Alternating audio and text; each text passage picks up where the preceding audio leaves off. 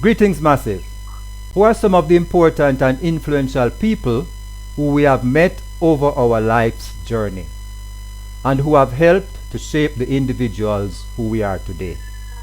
Hi, I am Lascelles Butchgad Chen from the Greetings Massive Show, coming to you live on Jamaicans.com from East Africa with a very special guest for today. But before we begin today's show, I want to give a shout out to my good brother Omari and his wife Sipe, who own and operate iCurio craft shop in Moshi, Tanzania. They also have nice hotels and facilities to take care of you when you're in Moshi. So please stop by iCurio shops in Moshi, Tanzania. You know, viewers, I have lived in East Africa for over 31 years, and I spent over 7-8 years in Uganda, the pearl of Africa. And in my time there, I met a young man.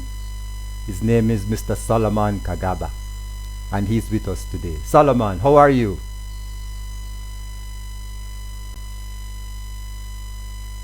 Good. How are you? Nice to see you again. Yes, thank you for your time today, Solomon. Solomon is a busy man.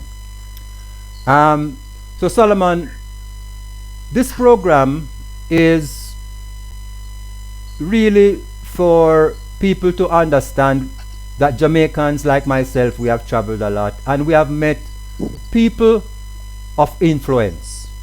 So I'm going to ask you to introduce yourself to the audience, your background, how we met, and the audience should understand that my background is banking and finance, and also Solomon is in that industry. So we have worked together for many years in microfinance. So Solomon, I want to hand over to you.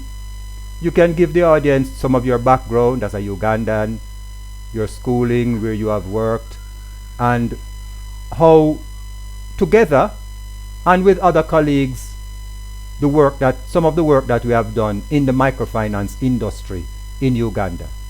Welcome, Solomon. Thank you, Chen. My name is Solomon Kagaba, like you have introduced me. It makes me jealous, Chen, when you introduce yourself as Jamaican. I know you more as a Ugandan than a Jamaican. I first met Chen, interestingly, around 1999, when he was the vice president of the Association of Microfinance Institutions of Uganda. I was one of the backbenchers then. Chen didn't know me, but I knew him as one of those people who were influencing our microfinance industry. It amazed me the knowledge he had about the sector that was still very young, but he was miles ahead. Actually, Chen, I hope you know how much you introduced microfinance in Uganda, because many of us were still grappling with the word microfinance itself. So I met Chen around 1998 when he was the vice president. We used to attend meetings when the sector was beginning to shape up. Now around 2001, that is when I saw effectively who Chen was. Then I had also moved into the sector. Yes, in 2001, when I first interacted with you on a program that you had introduced in commercial microfinance, and I was saying, as a consultant, I expected you to request us to write a proposal on how people who from financial education. Instead, you asked us to demonstrate. That was a very unique way of introducing me to consultants. And indeed, we demonstrated 3 areas actually. It was the area of marketing, it was the area of bookkeeping, it was the area of business management. And it surprises me, I still remember that program because people paid money to get training in financial education. These days, you can't ask people for 100 shillings and they pay. They want government to pay for financial education. And the government believes actually that people can't pay. Yet me and you know that in 2001, a lot of people from Owino Market, from Wise, from Mukono paid for financial education. And now, progressively, the people, I think, have forgotten that you introduced financial education in Uganda, and they think financial education is about the donors bringing in money and pay and telling people what to do. So it became interesting, and I think we discussed you more than you knew. We tapped you a lot in terms of your knowledge. And for some time, 2001, 2002, we were busy with that program, if you remember, until commercial microfinance got to a point when it changed to that story. You know better. I don't want to go into the details. But I wanted to rush quickly to 2004. Now, in 2004, I joined SNV. And I remember my colleagues asking me whether I knew a man called Russell's Chain. And I wanted to know what they want to do with Chain, because it was an honor for me to have Chain back into the sector. So I was interviewed on your behalf, how much I know about you, what you can do. And I remember in all, a lady, the late Regina, mentioned we cannot miss this man on our team. And when you came on our team, we benefited from your vast experience. Our experience was limited to Uganda, but you had an East African experience and beyond. And you know how far you took the microfinance sector. Now, I noticed one thing about Chain at that time.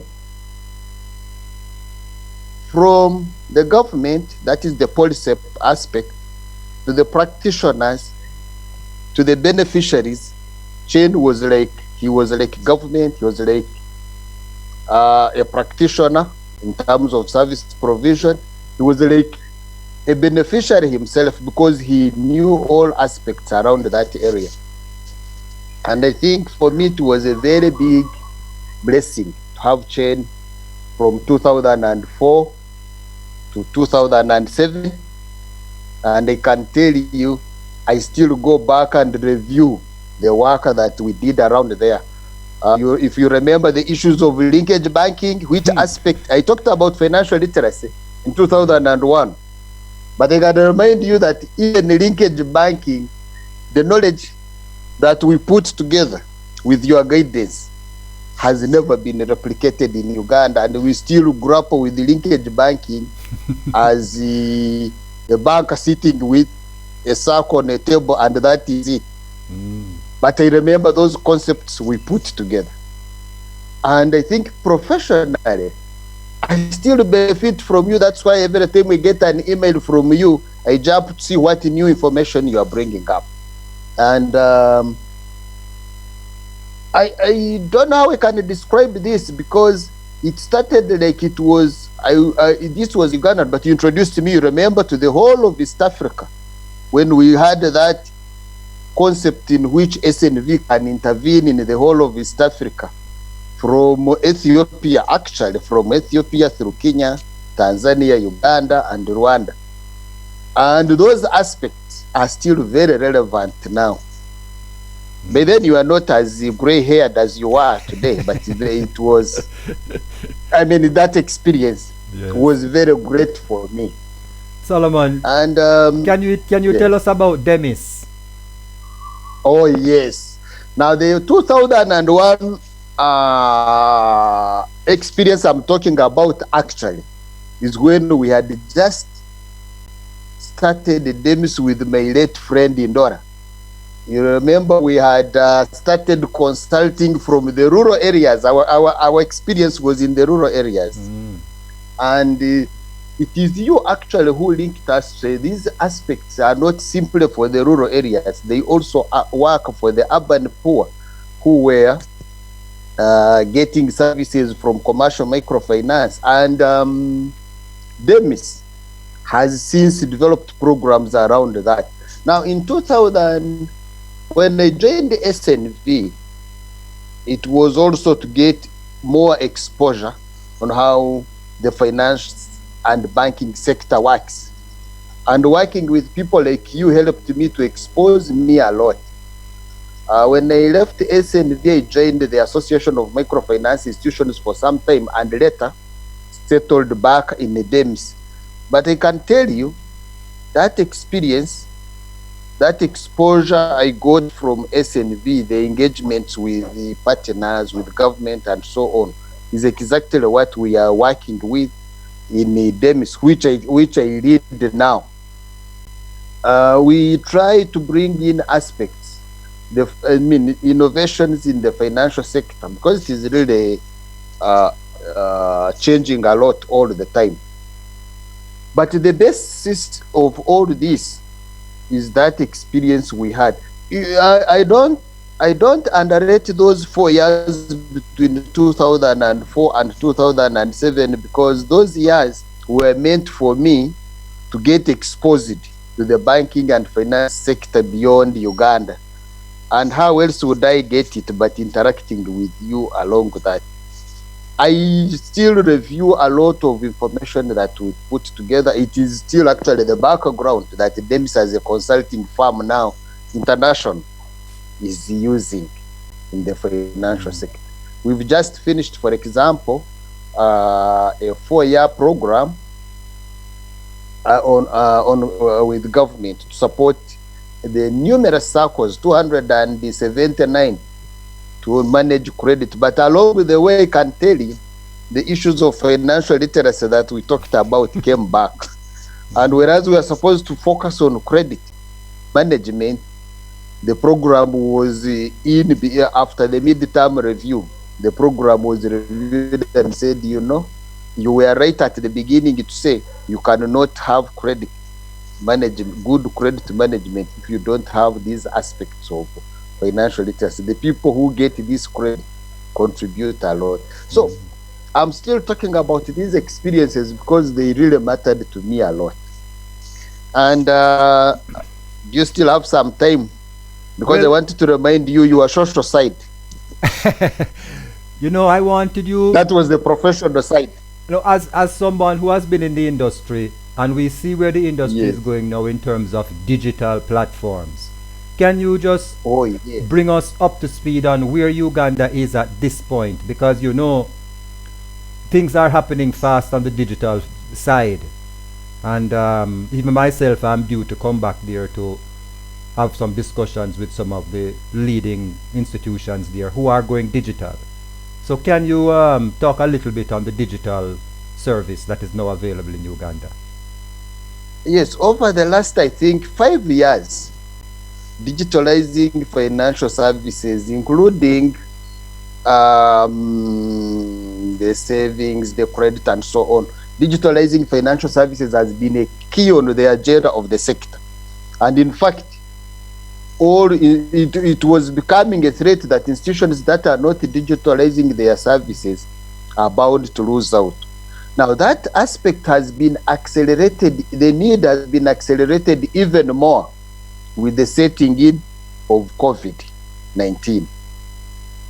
Now it's becoming real that almost each and every institution, including the small ones, are beginning to see the relevance of digitalizing. And digitalizing is not as sophisticated as people thought, because technology in Uganda is at, I don't want to say is at an advanced level, but the telephone, for example, revolutionized the whole country.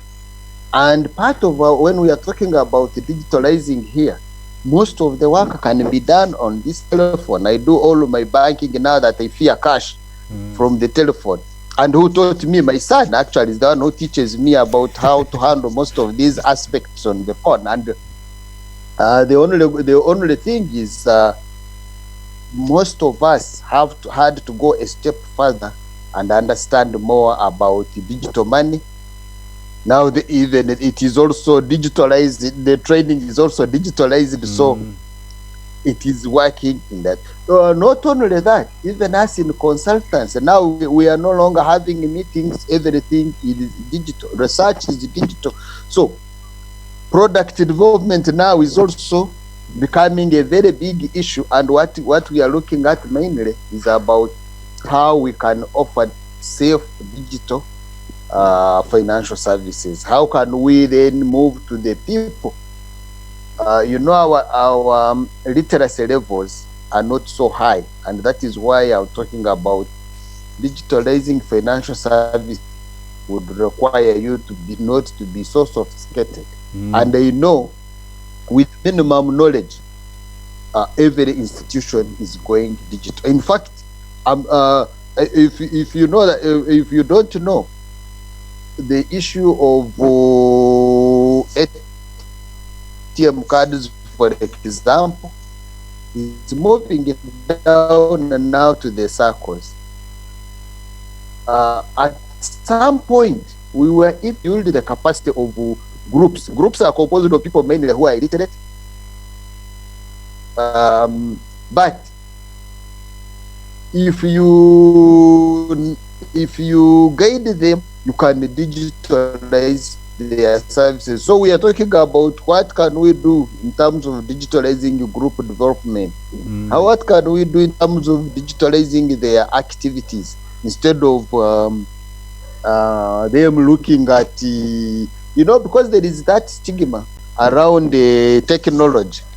You need to take them through a training, but we're also wondering, how do you make them love it, for example? But the fact that they loved the phone, which they was at first a threat, they will still understand and use digital financial services. So our focus now is digital finances to the rural population. The urban population doesn't have much problems. And we are also studying the cost saving of using digital financial services. For example, I have not been to a banking hall in so many years because I don't see the reason to stand in a queue for the whole day if I can do my banking and everything.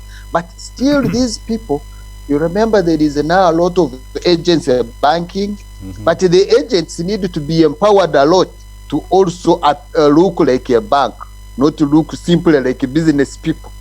Because people do bank, especially people in the rural areas do banking because they trust the bank, so they must trust the agent as well. So there is a lot of mobile money. They haven't studied the costs, but banks have moved into the rural areas. But how are they moving? It is we are talking about now enhancing the knowledge about digital financial services, and I think that is the preoccupation for most of us. And I'm very sure one of these days you are coming up with an innovation in that area. Well, this is what I wanted to ask, because digital finance has really two sections to it.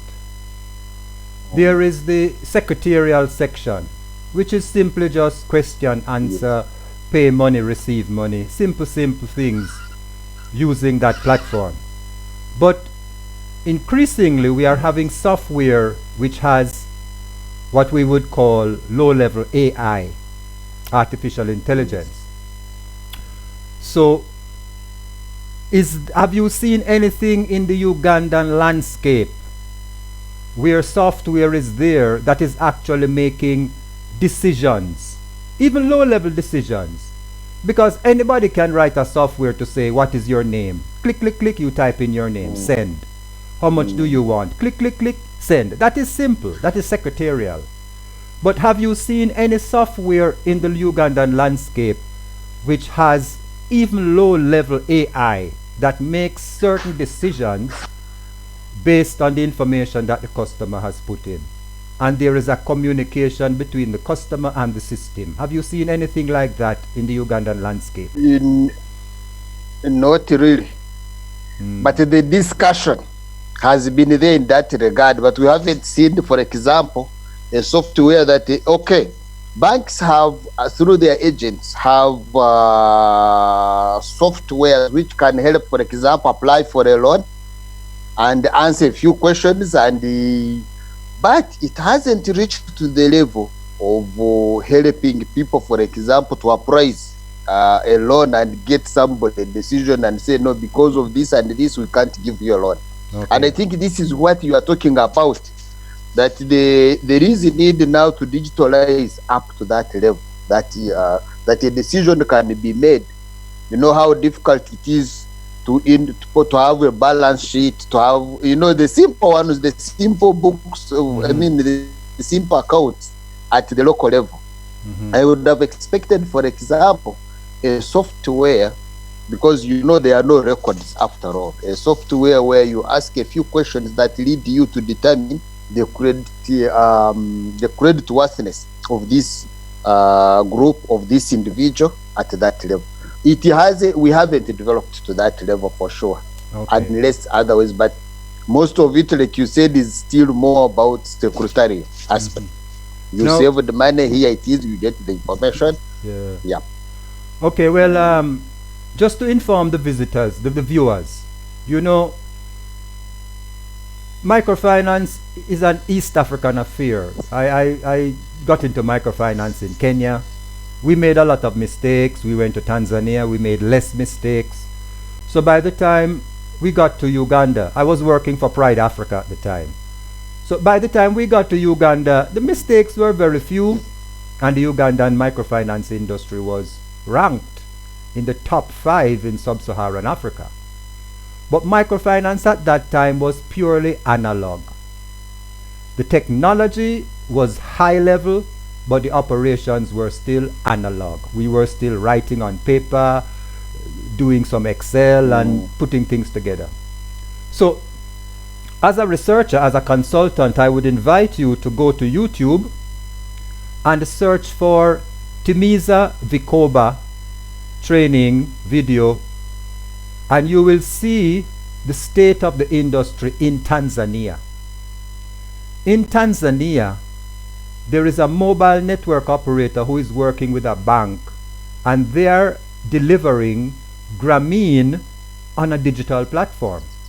So the group is virtual, the payments are made, the loan, everything is standard Grameen, but it is now digital. So again, as you remark about the COVID pandemic, this is a solution that has come up to continue Grameen even in a COVID situation, because the people can be anywhere following the same rules. And as you mentioned, training, all the training is now on YouTube. So they train officers, remote training, they send material, they look at the YouTube, and they work with their leaders. So East Africa is a very interesting place when it comes to microfinance. It has always been. We are the leaders in this area, and now there is digital finance coming through. So Solomon, I'm going to hand over back to you. You say you had some social commentary. Let me give you the time for your social commentary, because I know we did have a few drinks and we did have some fish and meat at some time. So yes, I really didn't want to miss that out, because what makes you Jamaican and not East African is your social side. I remember that time when we drove to Mbarara at night, and ended a lot on your stories, yet you are the driver. Somewhere along the road, you hit a very huge pump 10 p.m. To my surprise, I expected you to say sorry. Instead, you continued with the story as if nothing had happened, yet I saw. And eventually I saw you did not want to scare us along the journey all along.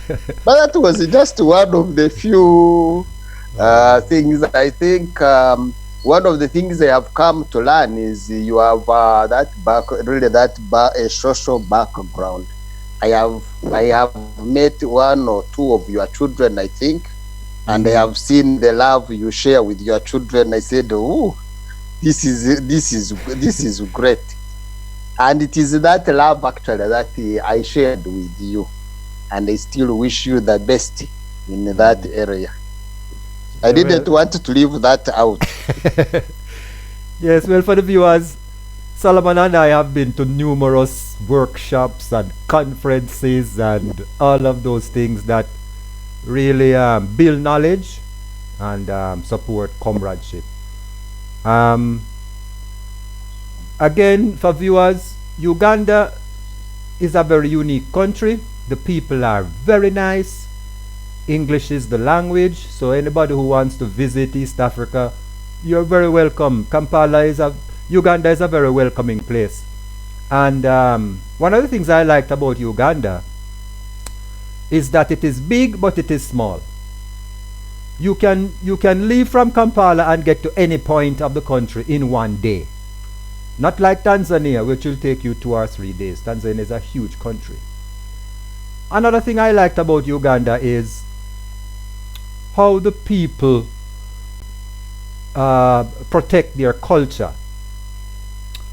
For those who don't know, Uganda has several kingdoms, and I always enjoyed going from kingdom to kingdom because you get to understand Africanness.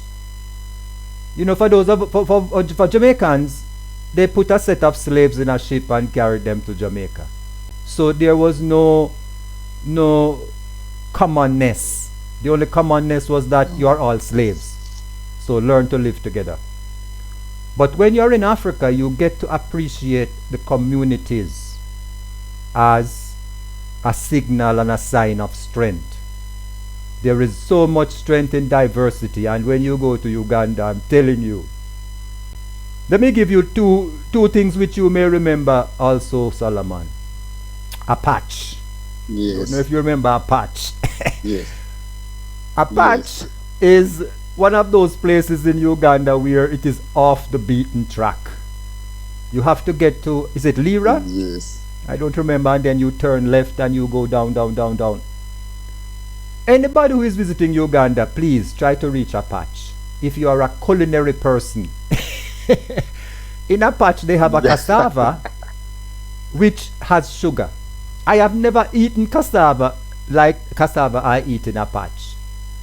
It is unique. And the fish too. When they give you that cassava with fish or chicken, and I'm not talking hotel. I'm a common man, so I sit and eat with the people, and that is how Solomon and I used to move. You will never get another meal like that. Then you leave from a patch and you go all the way down to Mitiana, where I'm telling people the sweetest pineapples in the whole world come from Mitiana. In Jamaica, we have a pineapple which we call sugar loaf. Sugar loaf. But I'm telling you, even that pineapple we have in Jamaica is not as sweet as those pineapples in Mitiana. You go to what is that place called where we get the fish on the lakeside there? Movende? No, man, right from Kampala we drive out from Muyenga, that end there. Gaba Beach. Gaba, yes. That is where I'm actually talking from right now. You get some fish there which unbelievable. Yes. So I really enjoyed my time in Uganda. As somebody who cooks and likes good food, I really enjoyed the friendship and the comradeship. And Solomon is one of the people who we did a lot of good things together, work and social. On this medium, I would like to Solomon, I would give you the opportunity to mention some of the people who we have worked with, so we can, as in Jamaica we say, big up. We want to give a little respect to some of those people like Lance, like the late what's her name again? That lady who was at SNV and she passed away. Some of those people.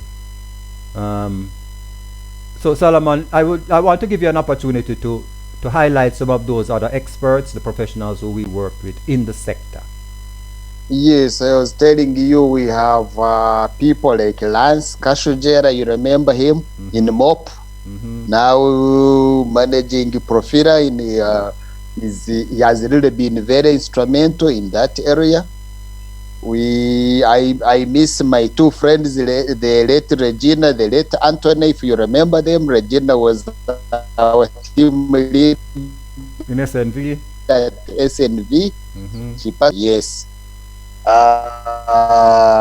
We have Suleiman Namara, if you remember him at he's now at World Bank. We have David Baguma, he retired recently, but still also active as a consultant for World Bank. So we have really quite a number of them that we have worked with, and they have really influenced us a lot. Let us I don't forget my friend Mushesha. Mushesha is Mwalimu. Yes. And Mama Eva. Mwalimu is very, but still, Mama Eva, they are all still there, but old now, like you. and our I can say those are guys have influenced us a lot. Let us not forget who was the president of the forum, Muhakanizi, who did a lot of work. Oh yes. There is now the Professor Kamuntu. Professor Kamuntu, yes. Yes. So Mbaguta, if you remember those guys. Yeah. Just for the viewers to know that, you know. Hey, Obara. We can't forget Obara. We mentioned all this. Yes. He's now Dr. Obara, actually. Yeah. Good.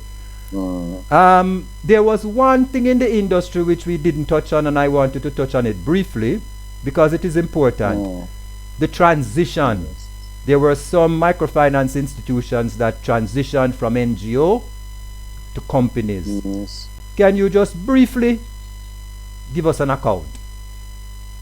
Yes, the transition looked simple but took quite long. The first four institutions that transitioned from NGOs, Pride, Finance Trust, and Finance Trust transitioned actually later. Yuga Ford, all those were NGOs actually, which have now transformed into, some of them into microfinance institutions, others like Finance Trust into a bank. That transition, the beginning, I think there was a heavy investment in terms of managing the transition. That's why you see 4 institutions transformed. It took a number of years, it could be even 8 before any other institution transformed. But also, it is because the sector had that option that you can leave behind when you are not regulated and still continue doing the business.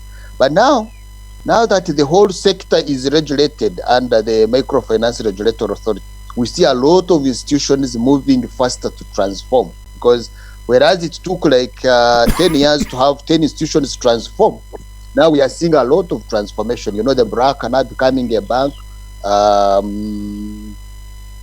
Opportunity Bank, which was formerly Faul, I think, becoming also a bank. So there is a lot of transformation going on because now the whole sector is regulated anyway. And they are still grappling. You know, you regulate something that is regulatable, but some of these institutions are still kind of weaknesses, and we don't know where. What I wanted to ask you, have you seen any mergers or acquisitions happening in the sector? To a limited extent. They haven't been pronounced, actually. They are very, very limited, and I think it is because of the state of the institutions. Because mergers require institutions to be strong on both. You don't, or even acquisitions, you don't acquire an institution that is weak. Most of our institutions. So you're saying that it's the state of the industry, so you're not seeing much in terms of acquisitions and mergers? Yes. Okay. All right. Well, I want to pass greetings to Yes. your wife and your kids, your families there, and everybody in your office there. Um, I hope to be in Kampala soon. As I say, we have some discussions with a few institutions there on how we can support digital microfinance and Okay. financial inclusion in general. You know, we are champions of the masses. We are champions of the poor people. We are champions of those who have a Very simple, true. simple, Very simple true. phone. And we are hoping that, you know, things can improve. For the viewers who may not understand the kind of things we are doing, our aim is really to increase what we call savings to GDP ratios, because no country can develop if the people are not saving. So Solomon and I, we always look at microfinance from a savings perspective, and anybody who saves, we believe they should have credit, and the methodologies must be there that people can get money to do what they are doing. So Solomon, I want to thank you very much for your time.